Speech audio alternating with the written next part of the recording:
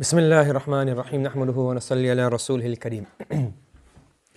So now we're moving on to characteristic number 5, okay, of nouns. In here we want to discuss or analyze the noun from the meaning perspective. Is it a noun or is it an adjective? Now, when you say ism in Arabic, it's quite broad. In English, how many parts of speech are there? Do you remember from school? 7 or 8, I think, or 9, but somewhere around there. You have nouns, they have pronouns. So they call pronouns a separate part of speech. In Arabic, a pronoun is a part of an ism. Then you get adjectives. Adjective is a part of an ism. So ism in Arabic is quite broad. So that's why we want to discuss the ism in a bit more detail, because this helps in translation quite a bit. So what we're saying here is that noun, the ism is both nouns and adjectives. Okay? So when you say ism, it can refer to both, a noun and an adjective. As opposed to English, when we say noun, we mean noun, not adjective. That's why translating ism as a noun is not totally correct. But it does the job.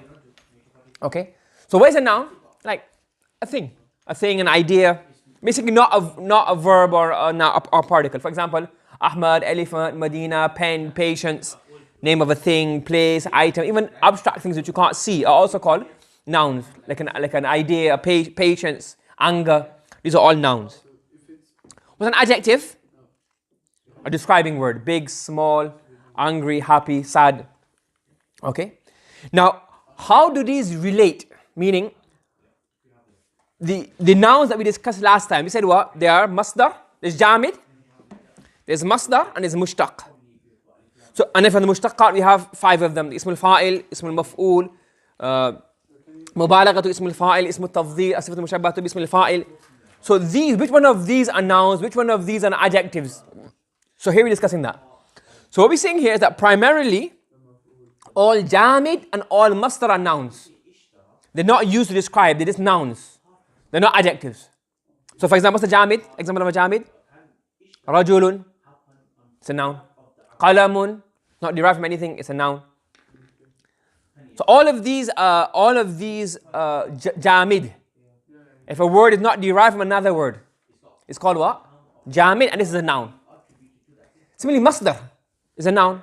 Eating, to hit, to sleep, to drink, eating, sleeping, drinking. All of these are what? Nouns. You can never say, oh, I am drinking. Like drinking can never be used as an adjective. Darbun can never be used as an adjective in its primary usage. Does that make sense to you? So, a jamid and a masdar are always used as nouns. So they'll be mubtada, they can be khabar, they'll be fa'il, but they'll never be sifa. The adjectives will be sifa and hal. Okay? You following? Right. Or khabar. Now, the sifatul mushabbahatu bismil fa'il and the ismut tafdhil. These are primarily what? Adjectives. Because for example, kareemun, noble. What's this used for? Adjective. That's called a sifa. Correct? Similarly, you have ismu tafdhil, big, bigger, biggest. These are meant for adjectives. These are usually they're going to be either a na'at or a khabar. Okay? Now, the ismul fa'il, ismul maf'ul, and mubalaghatu ismul fa'il. These 3 can be used both ways. Let's give me an example. What's the pattern of ismul fa'il? Fa'ilun. Okay? Let's say I have the word tajirun. What does tajir mean? Businessman is an adjective. It's a noun. The businessman is happy. The businessman. It can move to that. So this file is what? Is what? A noun. But then you can also have salihun. Pious. What's that? An adjective. So ismul fa'il is used both ways. Okay? Okay? Same with ismul mubalagha. So mubalagha example fa'al. Okay? So fa'al you can say he's what? He's ghaffar. Allah is ghaffar, very forgiving. Adjective. But you can also have here what? You can have haddad. Haddad means from hadid, iron. So haddad is what? One who does lots of iron. Who does lots of iron? Blacksmith. So this is an adjective and this is a noun. So these 3 can be used both ways, depending on the context and depending on the meaning of the word. Does that make sense? You following me? So the mubalagha, the ismul fa'il, ism al-maf'ul, and the mubalagha ism al-fa'il can be used as both nouns and adjectives. Okay? Right. Now, that's the primary rules. However, sometimes you can something called a noun adjunct or an attributive noun. What does that mean? That the word is primarily a noun, but to create more emphasis, we use this as an adjective. So for example, adlun. This is a masdar. Adala ya'dilu adlan, to be just. And the masdar is justice or to be just, adlun. So in theory, the original rule should be what? If I want to say Zayd is just and he's fair, what should I say? Zaydun. Should it be? Adilun, correct, very good.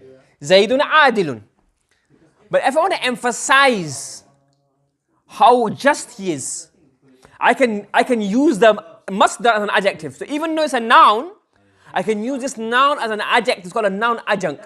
Basically, use a masdar as a khabar on an adjective. It's not common. But sometimes it is used. I mean, it happens quite a bit in the Quran now, but it's not like a day-to-day thing. But originally, the masdar is a noun. But we use this noun as an adjective to emphasize and to create emphasis. Does that make sense? Zaydun adlun. You see many times in the Quran, you see that this word is masdar and it's been used as an adjective. You following? Today we read it in Surah Maryam. وَنَحْشُرُ الْمُجْرِمِينَ إِلَى الرَّحْمَنِ وِرْدًا. So wirda is a masdar. I mean, it's a masdar that it doesn't have, masdar does not become mufrad, muthanna, jama'. It does not become mudhakkar or mu'annath. So even if it's, the mubtada is, for example, I can say, an-nasu adlun. It won't become adlun, because adlun doesn't change. Okay?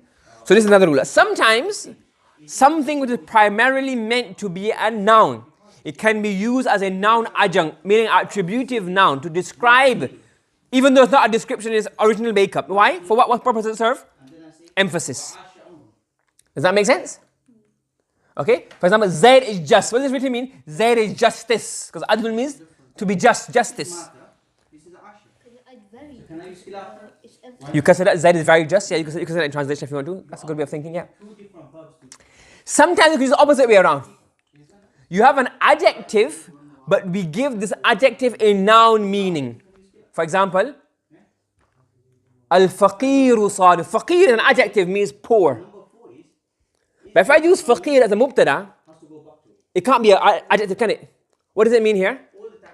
Not poor, but what? Poor man. Even in English, for example, the poor are getting poorer. The rich are getting richer.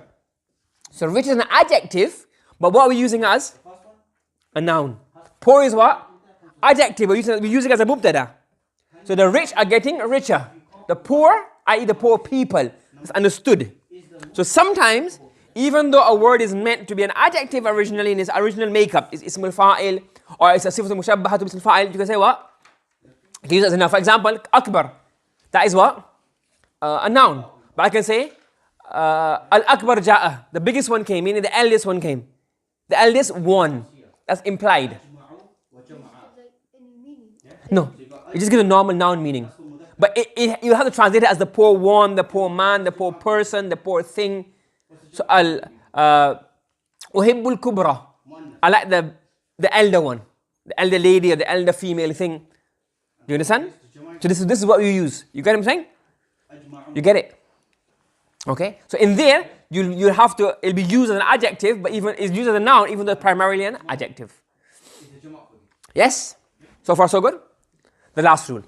The last rule here is that some adjectives are ghayr munsarif. This is the last ghayr munsarif rule, and all munsarifs are finished. We did before that some names are ghayr munsarif. What are they? Ibrahim, Amina, Ahmad, Uthman, Umar and Uthman. And we know the rule. Ibrahim is for non-Arabic names.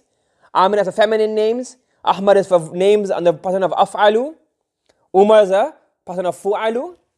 And Uthman is names that have alif nun at the end. And then we said that their plurals are ghayr munsarif. What are the plurals are ghayr munsarif? No, the anbiya of ilah taught ulama fu'ala.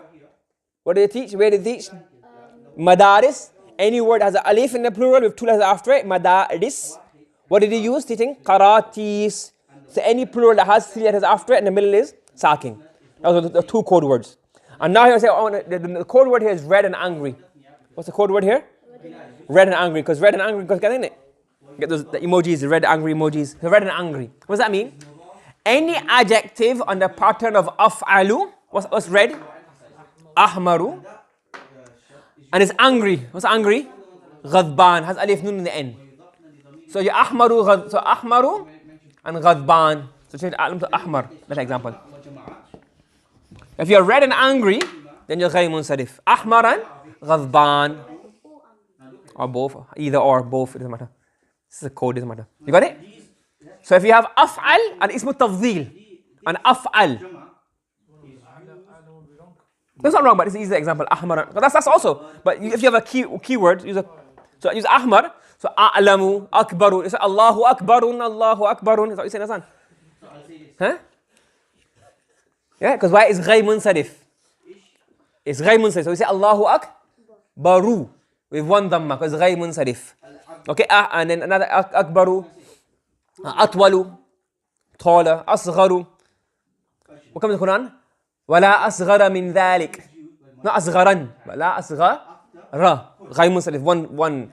Okay. And فعلان رجع موسى إلى قومه غضبان. Or none. You sure? غضبان أسفا غير منصرف. So, Ramadan, شهر رمضان. Not شهر رمضان, that's Gujarati. شهر رمضان. Some people you hear the khutbah, they do khutbah in a nice Arabic pattern, and then they're reading the thing, and they go Shahr Ramadan, and they got the Ramazan Gujarati inside of the khutbah. So it's Ramadan. Ramadan is Gujarati and Urdu. So Ramadan.